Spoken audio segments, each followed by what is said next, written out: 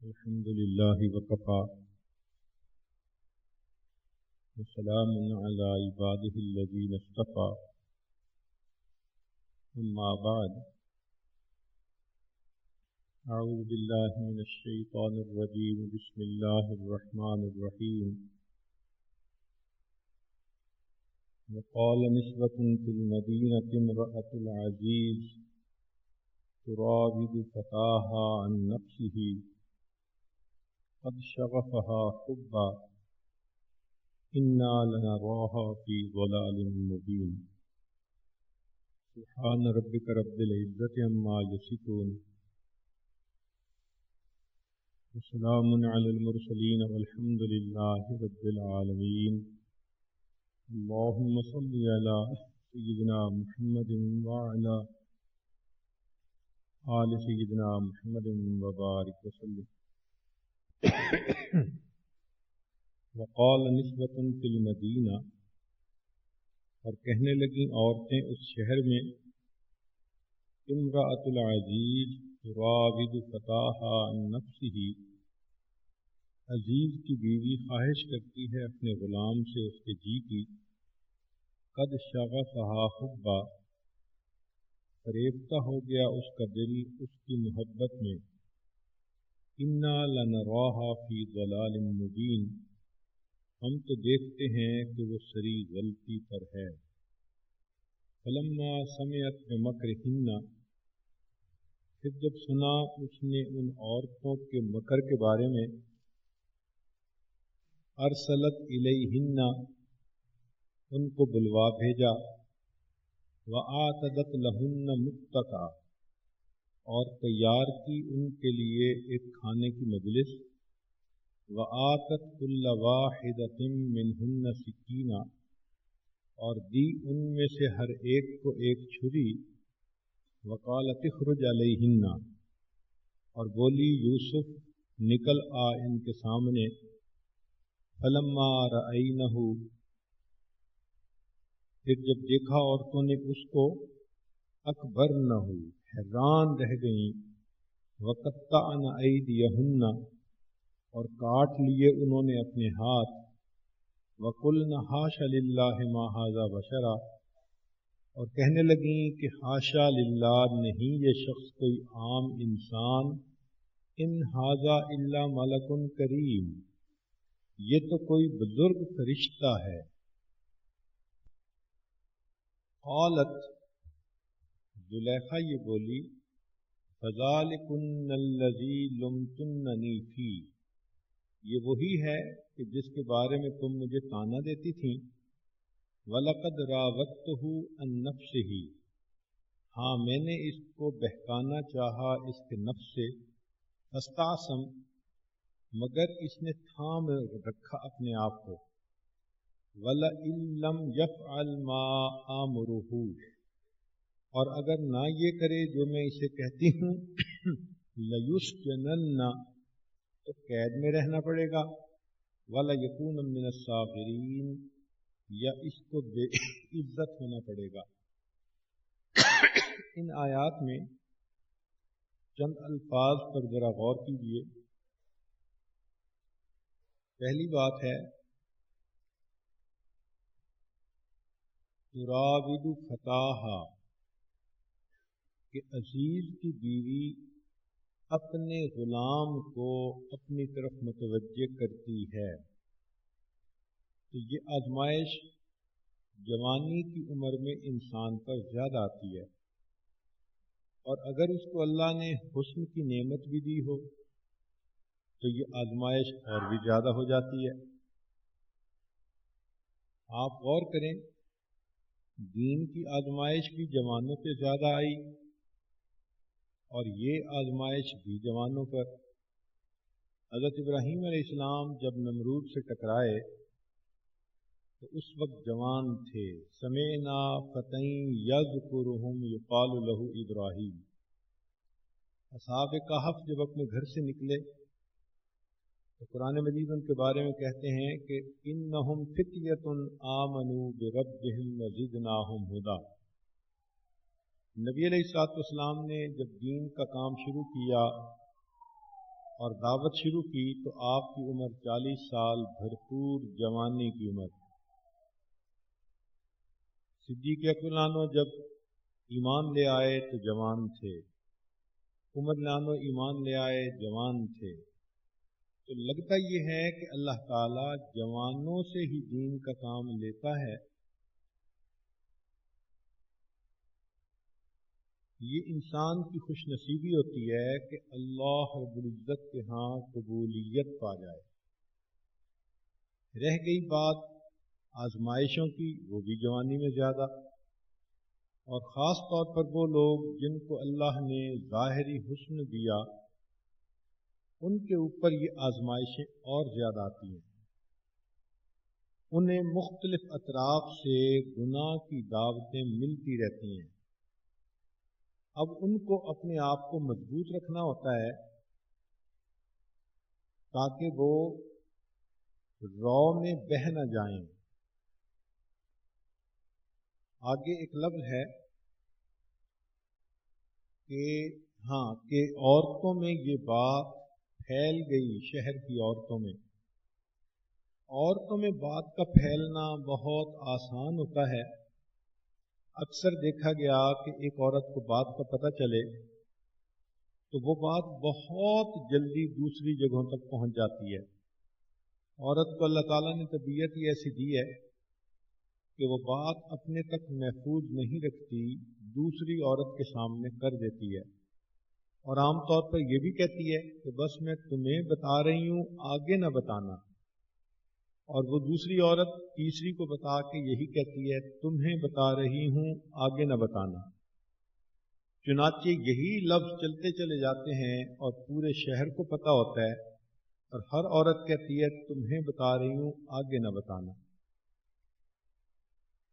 یہ انسان کی اپنی طبیعت ہوتی ہے. بعض عورتیں تو اتنی پیٹ کی ہلکی ہوتی ہیں کہ کسی دوسری عورت سے چند منٹ کھڑے کھڑے بات کرنے کا موقع مل جائے تو چند منٹ میں بتا دیں گی خامن کیسا ہے اور ساس کیسی ہے اور نندیں کیسی ہیں، اور اپنی باہر کی خبریں تو کیا بتانی، اپنے پیٹ کے اندر کی خبر بھی بتا دیں گی. تو یہ اللہ رب العزت نے ان کی طبیعت ایسی بنائی ہے. لہذا جب یوسف علیہ السلام کے ساتھ یہ معاملہ پیش آیا تو صاف ظاہر ہے کہ یہ بات بہت جلدی پھیل گئی. تو اس پر شہر کی عورتوں نے باتیں بنانی شروع کی. انہوں نے کہا قد شغفہا حبا، کہ زلیخا یوسف علیہ السلام کی محبت میں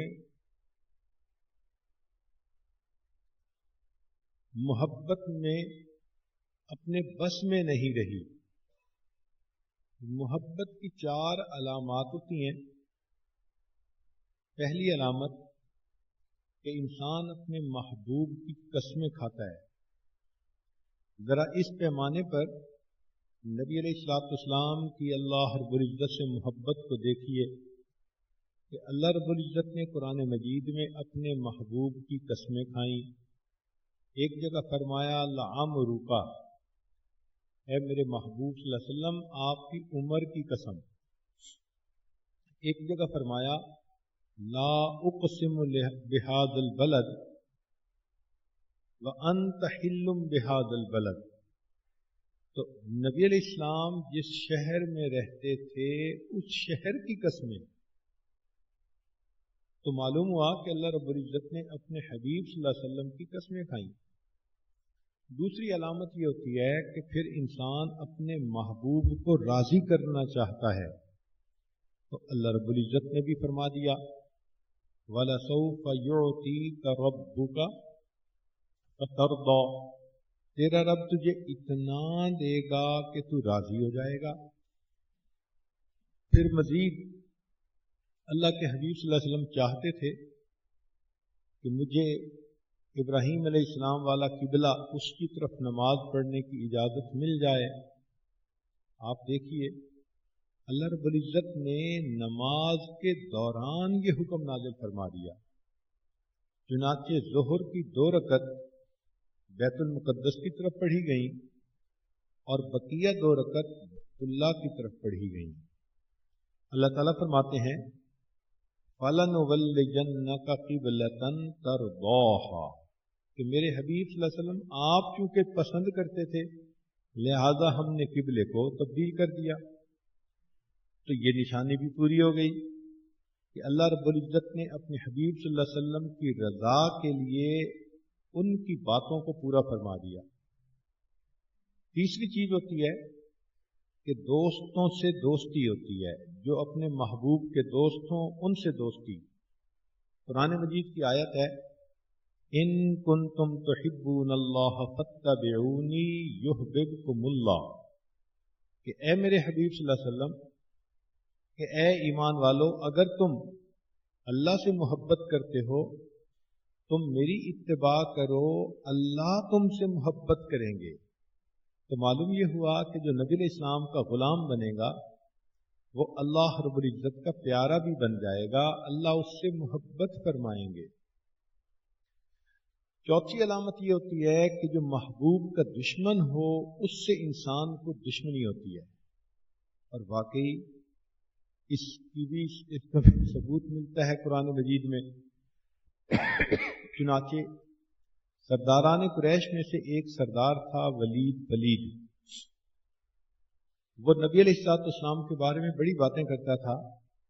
اللہ تعالیٰ فرماتے ہیں ذرنی ومن خلقت وحیدا، چھوڑ مجھے اور اس کو جو اپنے آپ کو وحید الزماں سمجھتا ہے۔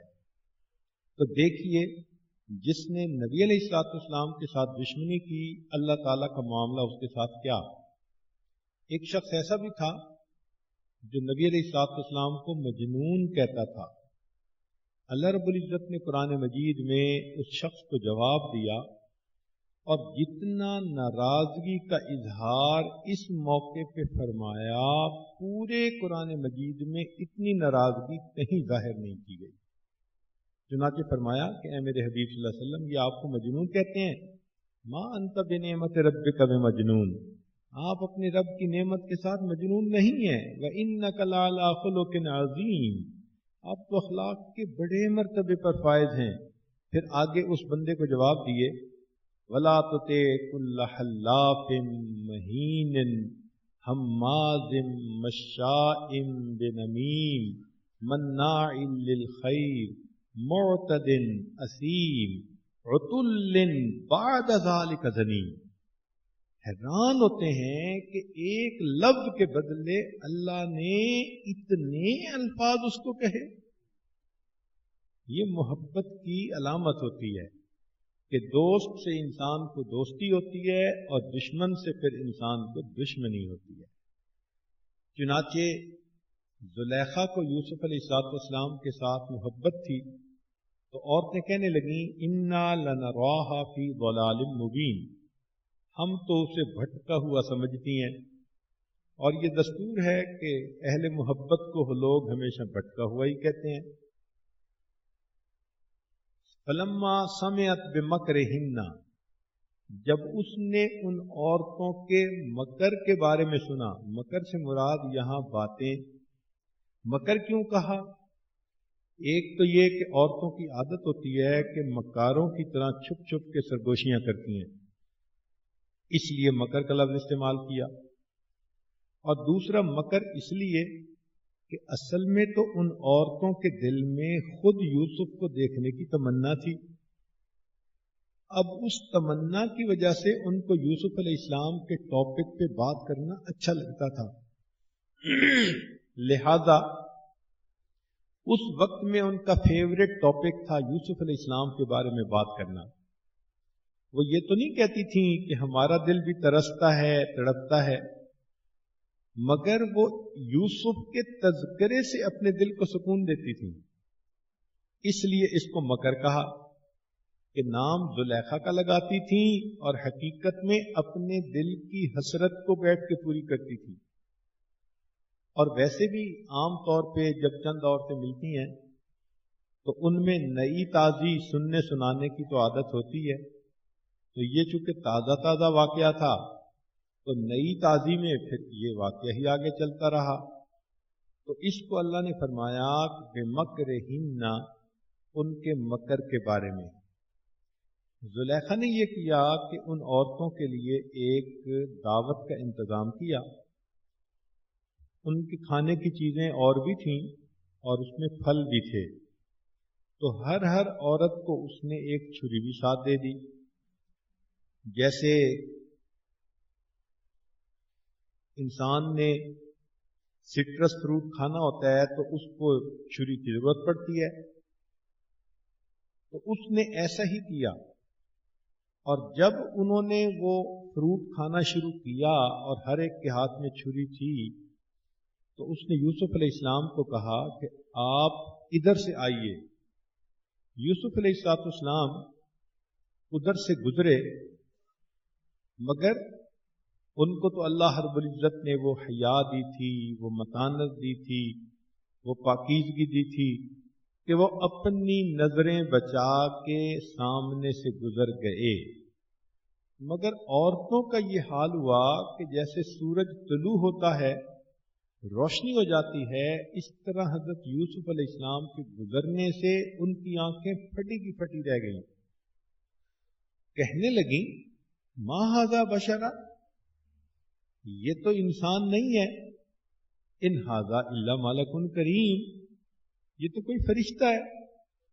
اور اتنی بے خبر ہوئی کہ اپنے ہاتھوں کو کاٹ لیا. وَقَطَّعْنَ أَيْدِيَهُنَّ، اب یہ جو ہے نا ان کے ہاتھ کاٹے جانا، یہ یوسف علیہ السلام کی پاک دامنی کی دلیل ہے کہ اگر ان عورتوں نے ایک نظر دیکھا اور ان کا یہ حال، تو زلیخا جو ہر وقت رہتی تھی اس کا کیا حال ہوگا.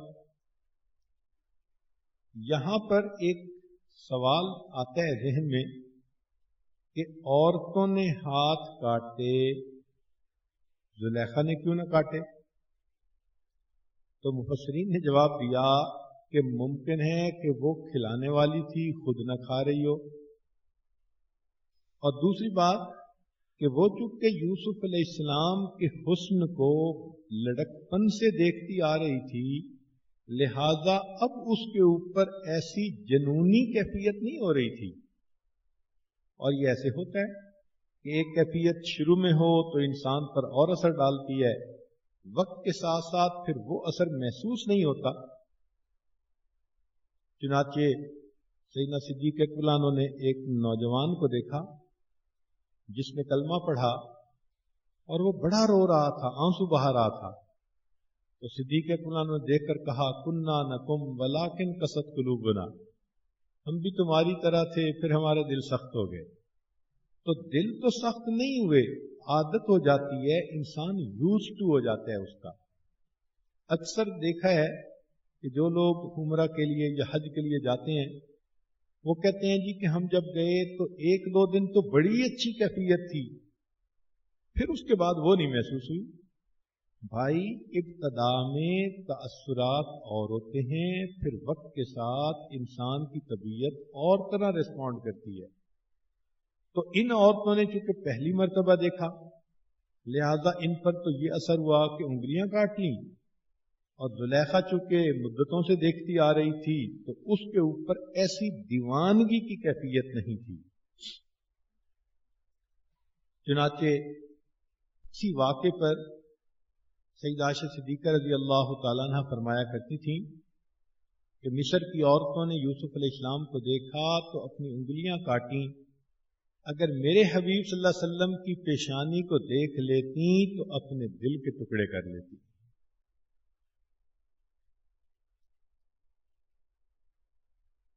آگے فرمایا ملکن کریم، کہ یہ عام آدمی نہیں، یہ تو کوئی فرشتہ ہے. چونکہ یوسف علیہ السلام کے چہرے پر حیا، نیکی، شرافت، نور ایسا تھا کہ دیکھنے والے کا گمان فوراً اس طرف گیا کہ یہ تو کوئی فرشتہ ہے. تو یہاں سے پتہ چلتا ہے کہ فرشتے واقعی خوبصورت ہوتے ہیں.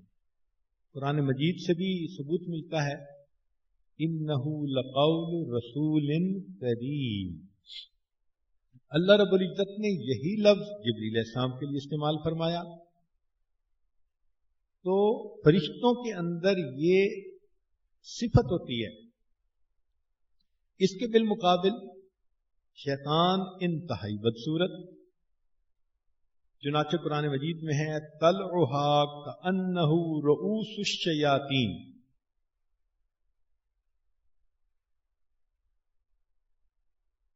زقوم کے پودے کے بارے میں کہا کہ اس تو ایسا ہوتا ہے جیسے کہ شیاطین کے سر ہوتے ہیں. تو اس سے معلوم ہوتا ہے کہ فرشتے خوبصورت ہوتے ہیں، شیطان انتہائی کریہ الشکل اور بدصورت ہوتا ہے. ایک آدمی تھے، ان کا نام تھا جاحظ. اللہ کی شان کے بڑا عجیب اس کی شکل صورت تھی. وہ اپنا واقعہ خود بیان کرتے ہیں کہ میں ایک جگہ بیٹھا ہوا تھا تو ایک عورت آئی، اس کے ساتھ ایک مرد بھی تھا، اور وہ میرے قریب آ کے کہتی ہے کہ اس طرح، اور یہ کہہ کے چلی گئی. مجھے بڑی حیرت ہوئی کہ بھئی اس نے کیا کہا. تو میں نے پیچھا کیا تو اس مرد کو جا کے میں نے پوچھا کہ معاملہ کیا. وہ کہنے لگا میں مصور ہوں، تصویریں بناتا ہوں، پینٹر ہوں. یہ عورت میرے پاس آئی اور مجھے کہنے لگی کہ شیطان کی تصویر بنا دو. میں نے کہا کیسے بناؤں؟ کہنے لگی بناؤ. میں بڑا حیران کہ میں کیسے بناؤں شیطان کی شکل، کوئی میرے سامنے مثال تو ہو. تو جب میں نے اسے بار بار کہا کہ میرے سامنے کوئی مثال تو ہو، تو یہ کہنے لگی کہ اچھا میرے ساتھ آؤ. اور جب میں وہاں پہنچا تو آپ کی طرف اشارہ کر کے کہنے لگی اس طرح.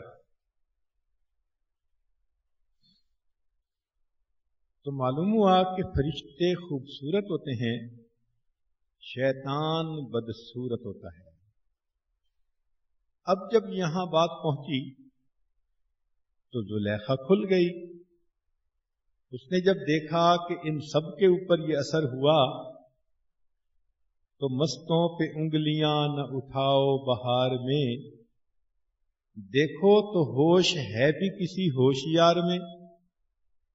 جب اس نے دیکھا کہ ساری عورتوں کے اوپر یوسف علیہ السلام کے حسن جمال کا یہ اثر ہوا تو وہ کھل کے کہنے لگی فَذَلِكُنَّ الَّذِي لُمْتُنَّنِي فِيهِ.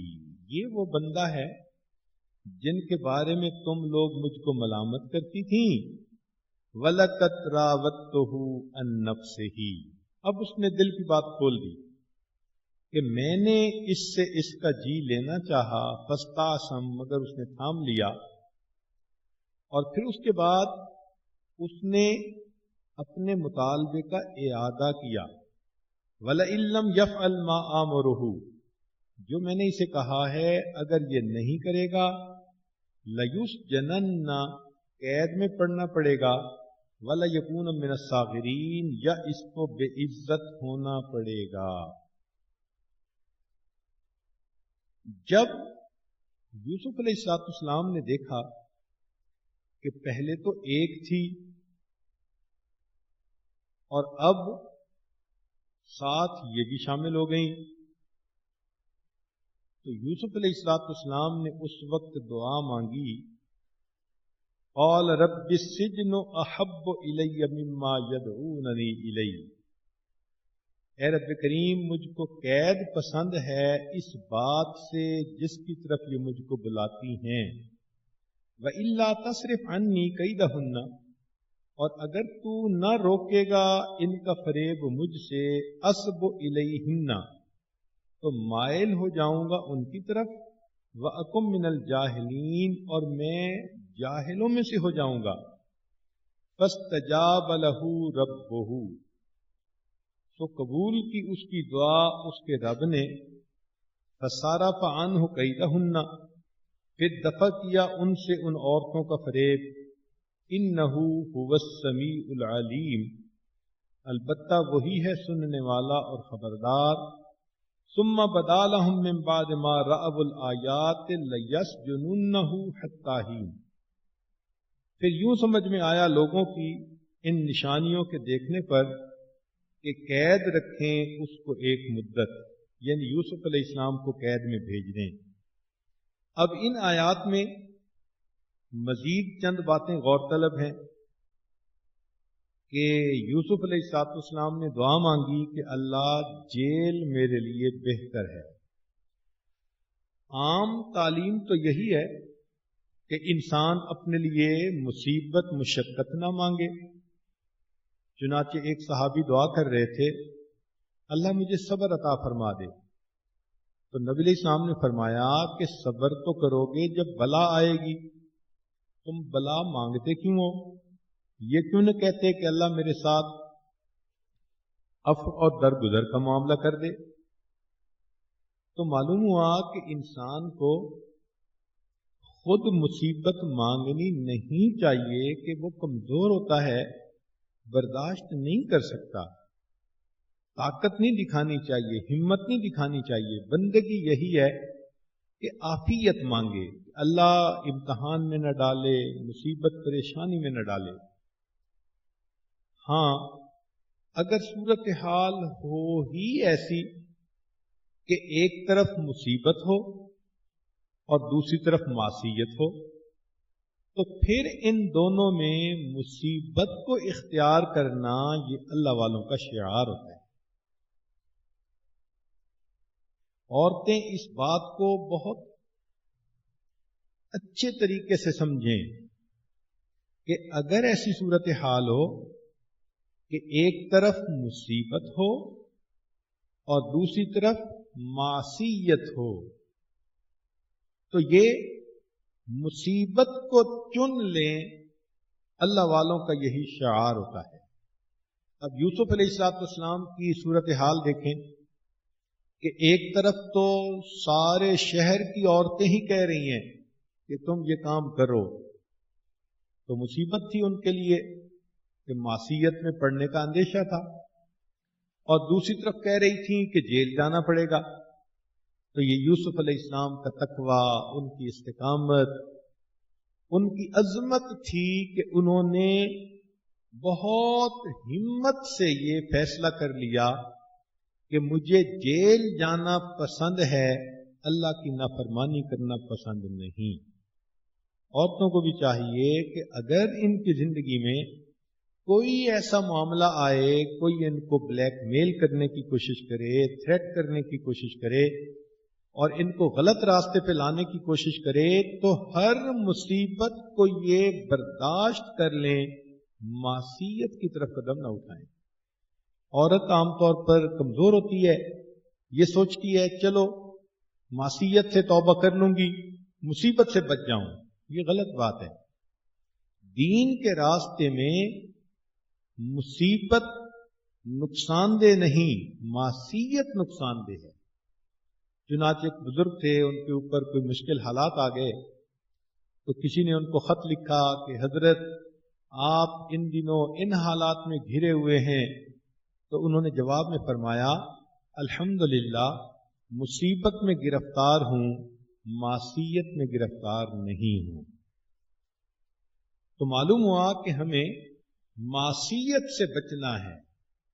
اس لیے یوسف علیہ السلام نے یہ کہا کہ رب السجن احب الیہ، اللہ مجھے یہ جیل میں جانا زیادہ پسند ہے۔ یہ ان کی پاک دامنی کی پکی اور سچی دلیل ہے۔ پھر آگے فرمایا وَإِلَّا تَصْرِفْ عَنِّي كَيْدَهُنَّ أَصْبُ إِلَيْهِنَّ، اگر تو نہ دفع کرے گا ان کا فریب تو مائل ہو جاؤں گا ان کی طرف۔ یہاں یہ نقطہ سمجھ لیں کہ انبیاء کرام اگرچہ معصوم ہوتے ہیں، مگر اللہ کی دستگیری کے وہ بھی ہر وقت محتاج ہوتے ہیں۔ وہ کبھی اس کے اوپر مغرور نہیں ہوتے، وہ مان نہیں کرتے، بلکہ وہ بھی اللہ رب العزت کے سامنے عاجزی کا اظہار کرتے ہیں، اے اللہ اگر یہ اسی طرح مستقل مطالبہ کرنے والی کرتی رہی، میں بھی بشر ہوں، ممکن ہے کہ میرا دل مائل ہو جائے، لہذا میں آپ سے آپ کی رحمت چاہتا ہوں، آپ کی دستگیری چاہتا ہوں۔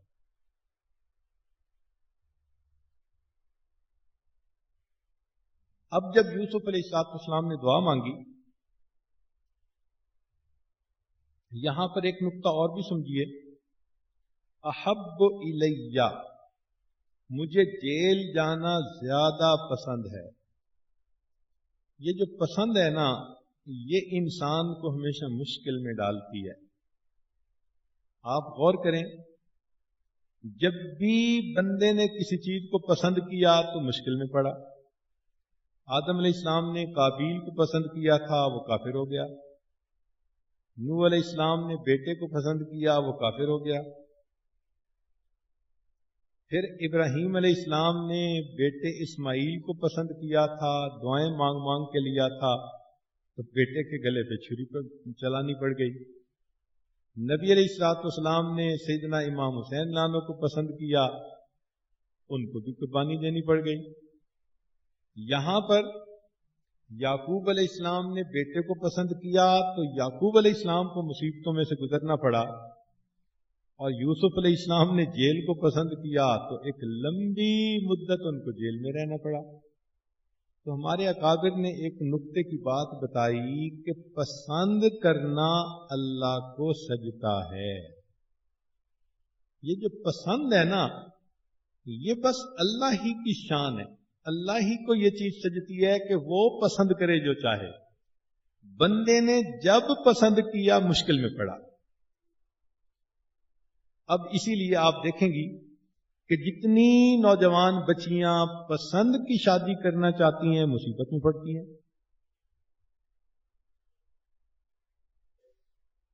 پسند اللہ کی ہی چلتی ہے، اور بندہ اسی کے اوپر خوش رہے تو بہتر۔ بندے کو بندگی سجتی ہے۔ چنانچہ ایک بزرگ فرماتے تھے کہ مجھے بندگی ایک غلام نے سکھائی۔ کیسے؟ کہ میں نے اسے خریدا تو پوچھا کہ بھائی کیا نام؟ کہنے لگا جو آپ پکاریں۔ کیا کھاؤ گے؟ جو آپ کو پسند۔ کیا پہنو گے؟ جو آپ کو پسند۔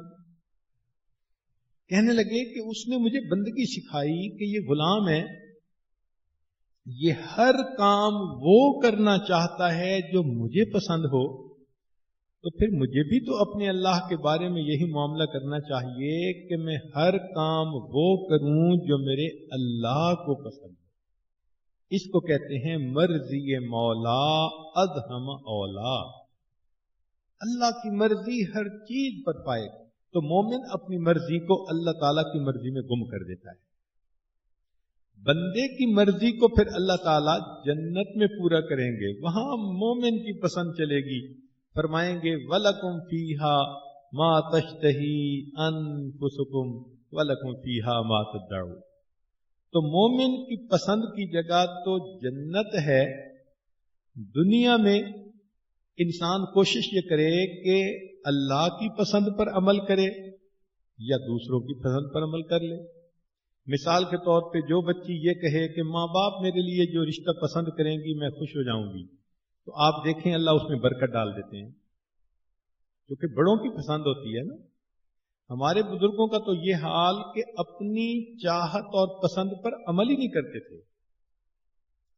اور عجیب بات سنیے کہ اپنی پسند کو حاصل کرنے کا بہترین طریقہ اپنی پسند کو چھوڑ دو۔ اس لیے کہ جو اپنی پسند کو چھوڑ دیتا ہے، اللہ اسے لوگوں کے اندر اتنا محبوب کر دیتے ہیں کہ ہر بندہ اس کی پسند کو پورا کرنے کے لیے تیار ہوتا ہے۔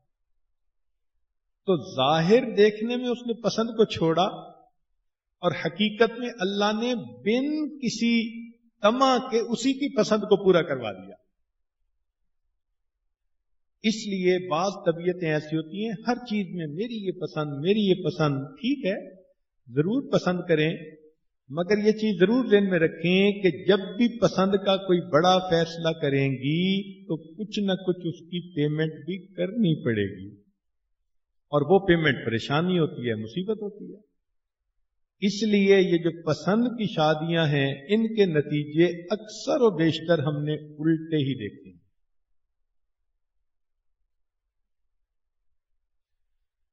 اور ایک یہ بات کہ معصیت انسان کو اللہ کی نظر میں گرا دیتی ہے، اس لیے مصیبت کو گلے لگا لیں، معصیت کی طرف قدم نہ اٹھائیں۔ عورت کو چاہیے کہ یہ اپنے کردار میں اتنی مضبوطی پیدا کر لے کہ اس کی کمٹمنٹ ہو، جو مرضی ہو جائے، میں کبھی بھی برائی کے راستے پر نہیں جاؤں گی۔ چنانچہ احادیث کو سامنے رکھا جائے تو پتہ چلتا ہے کہ جو بندہ گناہ یا زنا کا مرتکب ہوتا ہے تو 11 اس کے اوپر پریشانیاں آتی ہیں۔ سنیے ذرا، دین میں کمی آ جاتی ہے، علم میں کمی آ جاتی ہے، عقل میں کمی آ جاتی ہے، یادداشت میں کمی آ جاتی ہے، عمر میں کمی، رزق میں کمی، چہرے کے نور میں کمی۔ یہ 7 چیزیں ایسی ہیں جن میں کمی آ جاتی ہے، اور آپ نے تجربہ بھی کیا ہوگا کہ جو الٹے سیدھے کاموں میں پھنس جاتی ہیں ان کے چہروں پہ عجیب نحوست ہوتی ہے،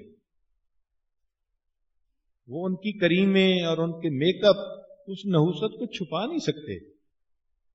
پھر ان کی صحتیں بھی خراب، کوئی نہ کوئی بیماری، راتوں کو نیند نہیں آتی، ساری ساری رات کروٹیں بدلتی جاگتی پھرتی ہیں، یادداشت میں کمی، بھول بھلکڑ کی بیماری ان کو ہو جاتی ہے، اور اعمال کی توفیق چھن جاتی ہے تو نہ نماز کی پرواہ نہ اور چیزوں کی پرواہ۔ تو ایک گناہ تھا زنا جس کی وجہ سے 7 چیزوں میں کمی آئی، اور 8ویں چیز کہ اس کو پھر نیکوں سے بغض ہو جاتا ہے۔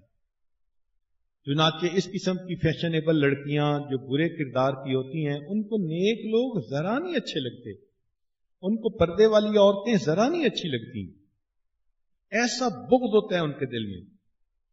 پھر 9ویں چیز کہ ان کو اللہ سے دشمنی ہو جاتی ہے۔ اکثر آپ دیکھیں گی کہ جو اس قسم کے افیئر میں مبتلا ہوتی ہیں، اللہ سے شکوے، اللہ نے یہ نہ کیا، میں نے یہ مانگا، میں نے اتنی دعائیں مانگی، میں نے اتنے وظیفے کیے، اور ہر ایسی لڑکی تقدیر بدلوانے کے لیے تیار پھرتی ہے۔ جس کو سمجھاؤ کہ بھائی تم کیوں ایسا چاہتی ہو، ماں باپ کی بات مان لو، وہ تمہارے لیے بہتر آپشن ہے، کہے گی نہیں اللہ تقدیر بھی تو بدل سکتے ہیں۔ یہ بھی عجیب بات ہے کہ ہر لڑکی تقدیر بدلوانے کے لیے تیار پھرتی ہے۔ عمل تو ایسے کہ نماز بھی نہیں پڑھنی، اور کام وہ کروانا جو وقت کے مجدد کروایا کرتے تھے۔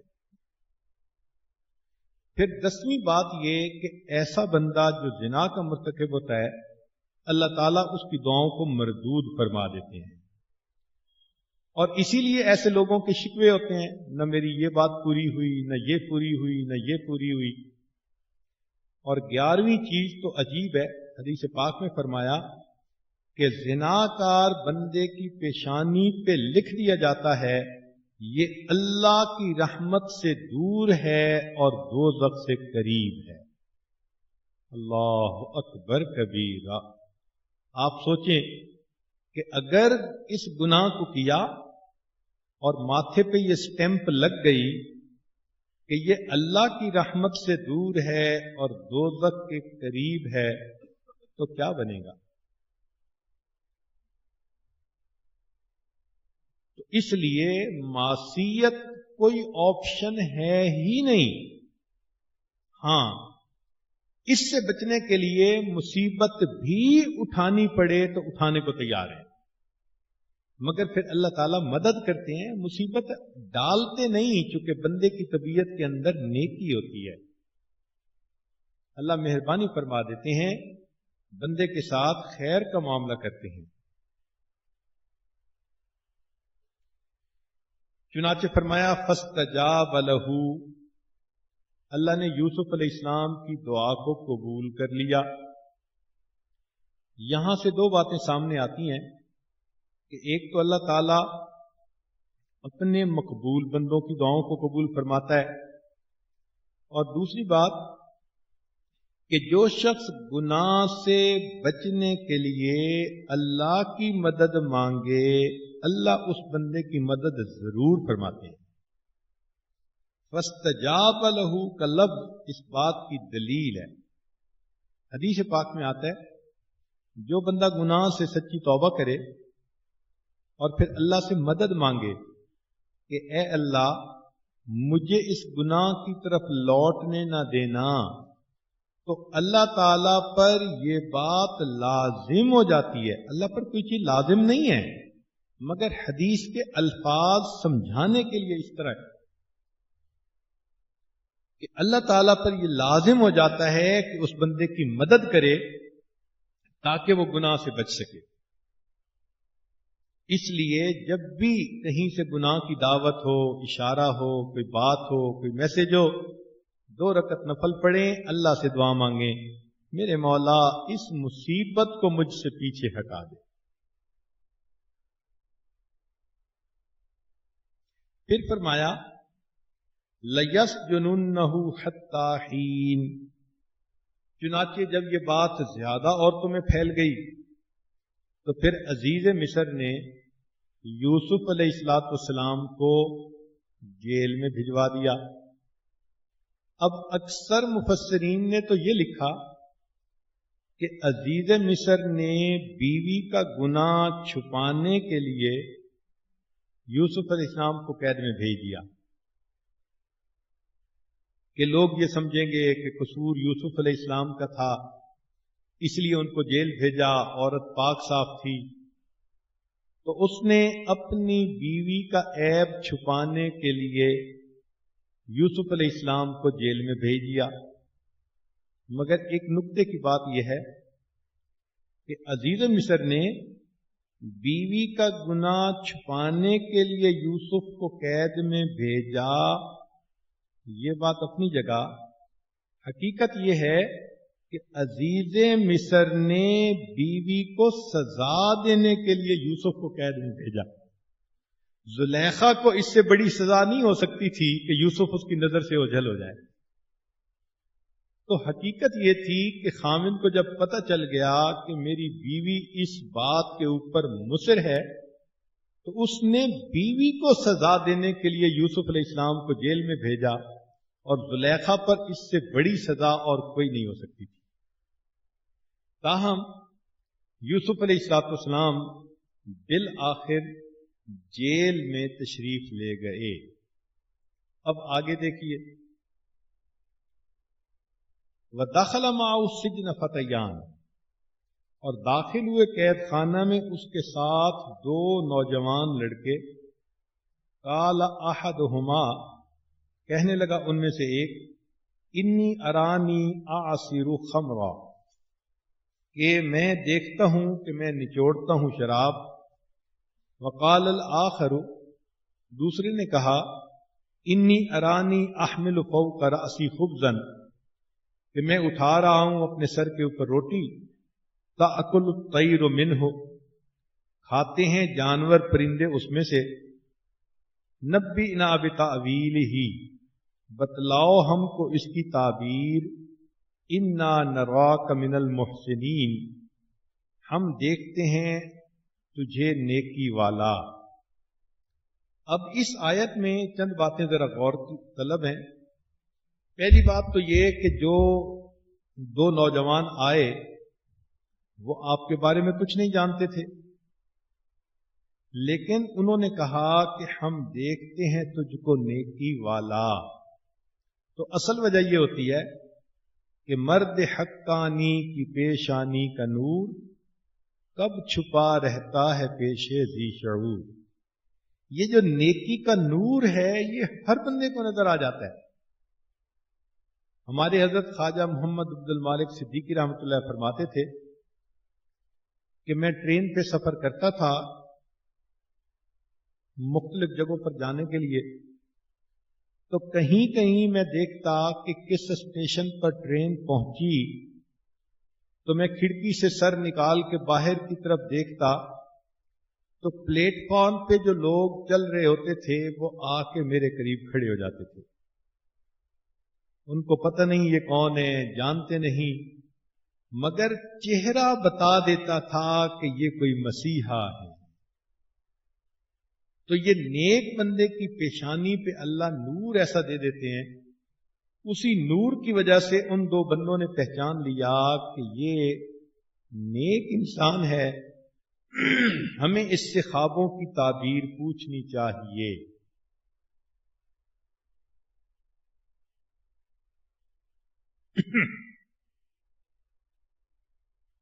خوابوں کی تعبیر کے بارے میں یہ بات ذہن میں رکھیں کہ ہمیشہ کسی علم والے بندے سے پوچھا کریں۔ خود تعبیر دینا اس کو علماء نے منع کر دیا ہے، اس لیے کہ خواب ظاہر میں کچھ ہوتا ہے اور تعبیر کچھ ہوتی ہے۔ اکثر و بیشتر تو خواب ہوتے ہیں ادغاث و احلام، اوٹ پٹانگ ہوتے ہیں۔ اکثر و بیشتر یہ حدیث نفس ہوتے ہیں، جو دن میں دیکھا یا سوچا خواب میں اسی طرح کی چیز دیکھ لی، تو یہ خواب بے معنی سے ہوتے ہیں اکثر و بیشتر۔ ہاں سچے خواب بھی ہوتے ہیں، تو اس کا طریقہ یہ ہے کہ جیسا بھی خواب دیکھا جائے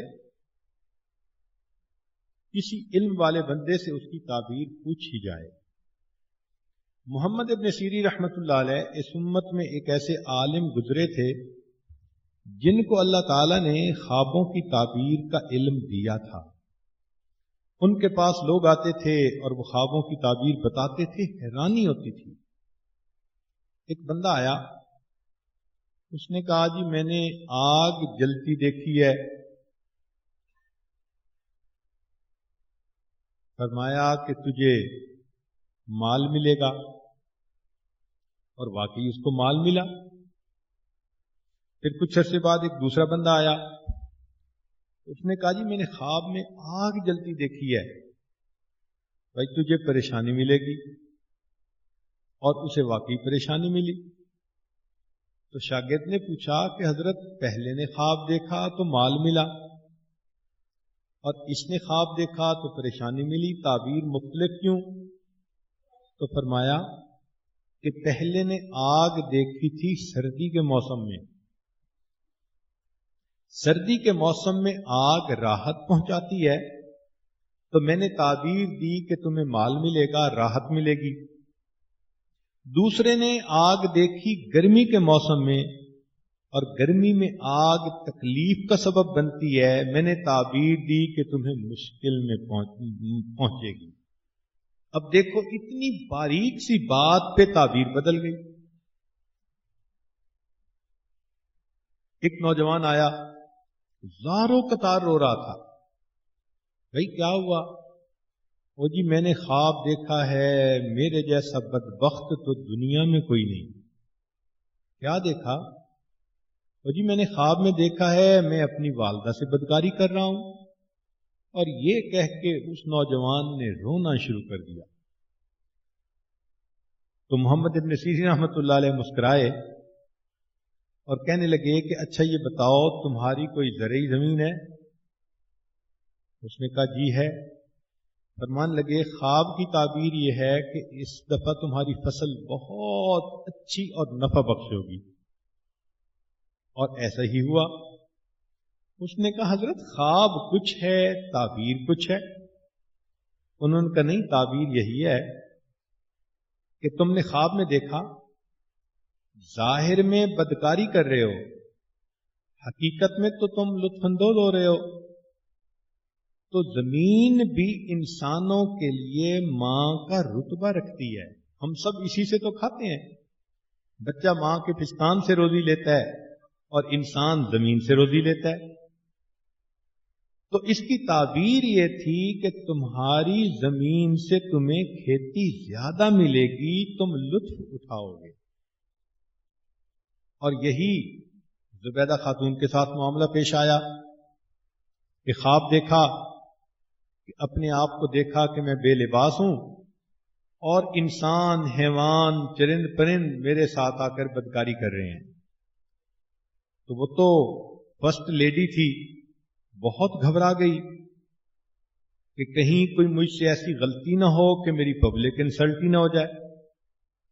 اس نے اپنی ایک باندی کو بھیجا کہ جاؤ محمد ابن سیرین سے جا کے اس کی تعبیر پوچھو، مگر خواب اپنی طرف سے بتانا، میرا نام مت لینا۔ اس نے کہا بہت اچھا۔ وہ باندی چلی گئی، اس نے جا کے محمد ابن سیرین رحمۃ اللہ علیہ کو یہ خواب سنایا۔ انہوں نے پوچھا تو ہے کون؟ کہنے لگی میں محل میں کام کرتی ہوں، باندی ہوں۔ تو مان لگے کہ تیری اوقات ہی نہیں کہ تو یہ خواب دیکھے، جس نے دیکھا ہے اس کا نام بتاؤ۔ اس نے کہا نہیں میں نے دیکھا ہے۔ تو مان لگے نہیں، ممکن ہی نہیں، تو خواب دیکھ ہی نہیں سکتی۔ بڑا اس نے اپنی طرف سے کوشش کی مگر وہ نہ مانے۔ واپس آ کے اس نے زبیدہ کو بتایا کہ جی وہ تو کہتے ہیں تیرا پوٹینشل ہی نہیں، تیری اوقات ہی نہیں تو یہ خواب دیکھے۔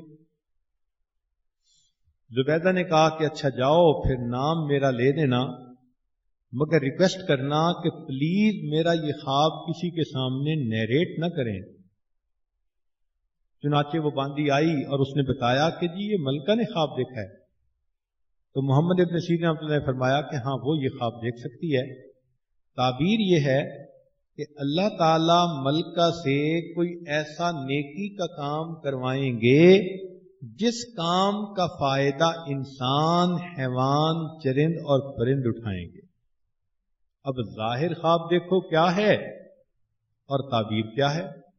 اور واقعی ایسا ہوا کہ بعد میں پھر زبیدہ خاتون نے نہر بنوائی جو میدان عرفات تک پہنچی، اور اس کے پانی سے لاکھوں انسانوں، حیوانوں، چرندوں اور پرندوں نے فائدہ اٹھایا۔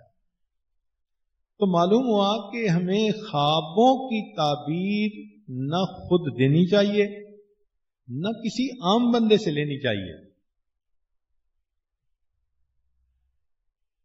بہتر تو یہ ہے کہ خوابوں کے اوپر زیادہ پریشان بھی نہیں ہونا چاہیے۔ ہمارے حضرت مرشد عالم رحمۃ اللہ علیہ، ان کو کوئی اگر خواب سناتا بھی تھا تو فرماتے تھے کیوں خوابوں کے شہزادے بنتے ہو؟ اکثر و بیشتر تعبیر دیتے ہی نہیں تھے۔ فرماتے تھے کہ شیطان کا یہ بھی جال ہے کہ وہ اچھے اچھے خواب دکھا کر انسان کو اپنی عبادت سے غافل کر دیتا ہے۔ اور ہم نے دیکھا ہے کہ لوگ اچھا خواب دیکھ کے اپنے معتقد بن جاتے ہیں اور فرائض میں غفلت کر رہے ہوتے ہیں۔ تو ایسے اچھے خوابوں کا کیا فائدہ کہ انسان فرائض کا ہی اہتمام نہیں کر رہا۔ تو یہ بھی شیطان کا ایک داؤ ہے۔ اچھا بعض لوگ بڑے اچھے اچھے خواب سنائیں گے اور ظاہر میں دیکھو تو 5 نمازوں کی پابندی ہی نہیں۔ تو یہ سب شیطان کا حربہ۔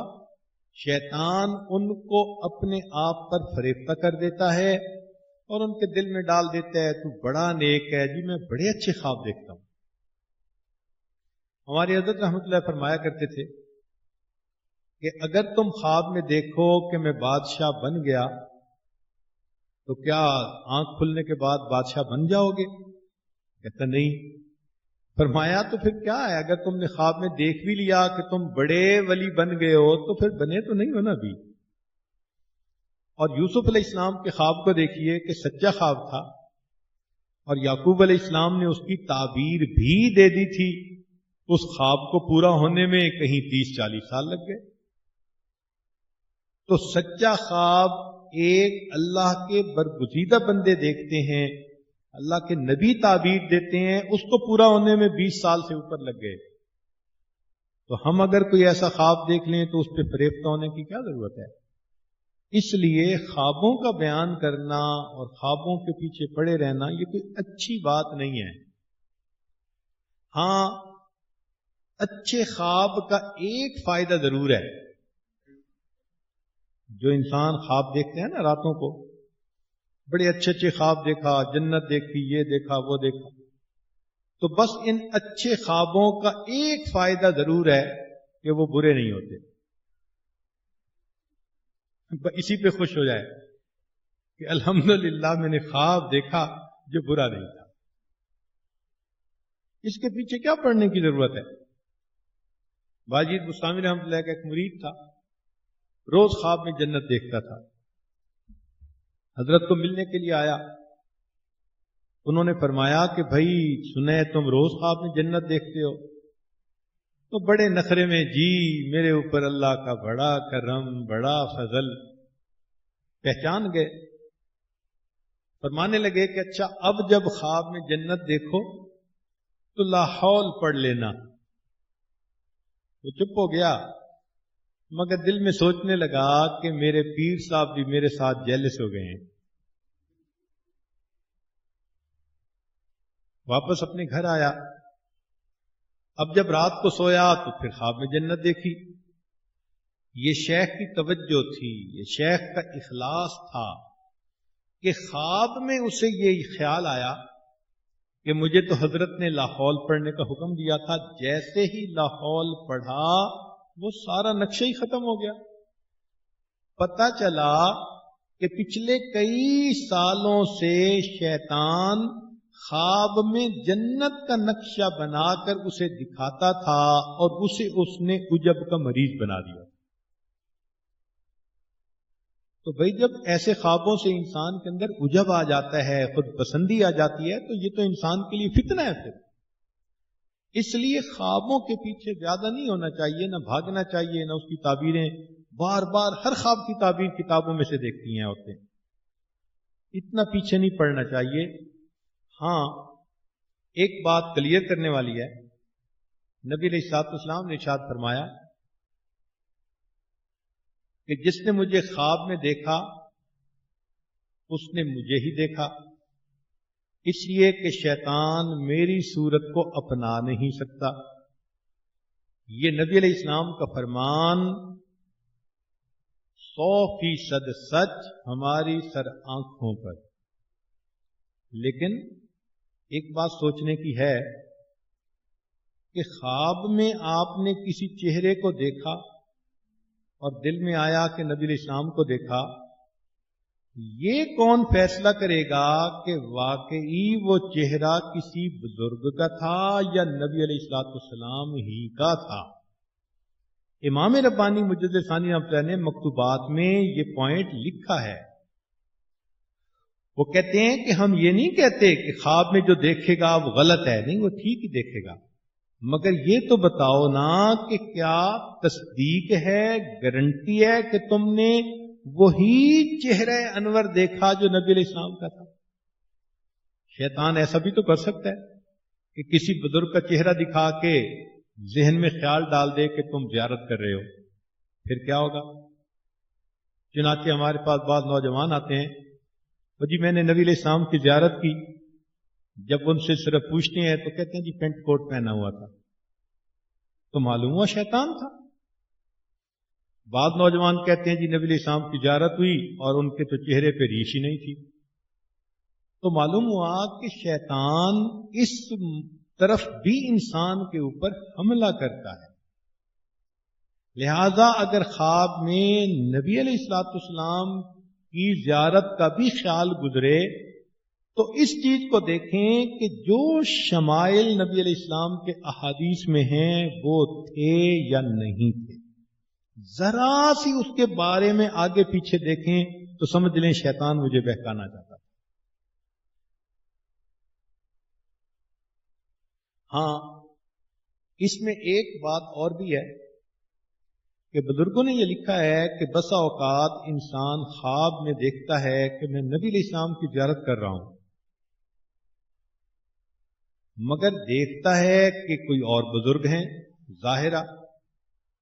تو اس کی تعبیر یہ ہے کہ وہ جس شخص کو دیکھا اس کو اللہ نے نبی علیہ الصلوۃ والسلام کی محبوب کی سنتوں کی کامل اتباع عطا فرمائی ہوئی ہے.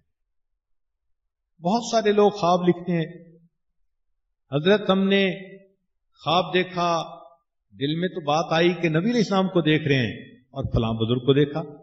تو اس کا مطلب یہ کہ وہ فلاں بزرگ جو تھے ان کی زندگی سنت کے بہت قریب تھی. اس کی یہ تعبیر ہوتی ہے. دعائیں مانگنی چاہیے کہ اللہ تعالیٰ ہمیں بھی نبی علیہ السلام کا دیدار عطا فرمائے. ہم تو کہتے ہیں سوتے میں بھی عطا فرمائے، جاگتے میں بھی عطا فرمائے، دنیا میں بھی فرمائے، آخرت میں بھی فرمائے. مگر بعض عورتوں کو بڑا اس کا شوق ہوتا ہے تو وہ اس کے لیے بہت وظیفے بھی کرتی ہیں. ہمارے حضرت رحمۃ اللہ فرماتے تھے کہ درود شریف کی کثرت، اس سے نبی علیہ السلام کی زیارت زیادہ ہوتی ہے، یا پھر سنت کی اتباع ہر چھوٹے بڑے کام میں، اس کی وجہ سے نبی علیہ السلام کی زیارت ہوتی ہے. اور تیسرا فرماتے تھے کہ انا آتینا کل کوثر، اگر اس سورت کو 1100 مرتبہ اخلاص کے ساتھ پڑھیں تو بھی نبی علیہ السلام کی زیارت ہوتی ہے. تو بہرحال جس کی جو تمنا ہو اللہ پوری فرمائے. مگر دستور کی بات یہ ہے کہ انسان خوابوں کا شہزادہ نہ بنے اور ظاہری زندگی میں شریعت و سنت کے مطابق عمل کر کے اپنے اللہ کے قریب ہونے کی کوشش کرے. وآخر دعوانا ان الحمد للہ رب العالمین.